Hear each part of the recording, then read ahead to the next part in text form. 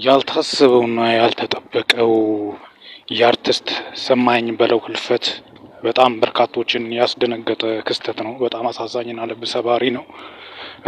እንግዲህ በኢትዮጵያ ታሪክ እንግዲህ ወጣት ገና እድሜያቸውን ሳይጠግቡ አርቲስቶች ያለፉ እንደሆነ ሁኔታዎች ያስረዳሉ። በጣም ያሳዝናል።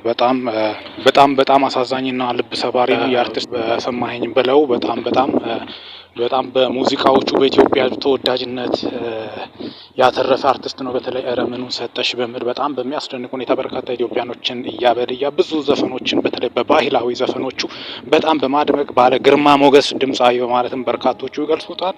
እንግዲህ በጣም በሚያሳዝንና ልብ በሚሰብር መልኩ ባልተጠበቀ ሁኔታ ከመሬት ተነስቶ በድንገተኛ ህልፈት በርካቶቹን ጥያቄ ውስጥ የከተተ ጉዳይም ሆነዋል። አርቲስቶች እንግዲህ በተደጋጋሚ ከዚህ በፊትም እነ ታምራትም እነ ማዲንጎም ነፍሳቸውን ይማር በድንገተኛ ህይወታቸው ሲያልፍ ነው የሚደመጠው።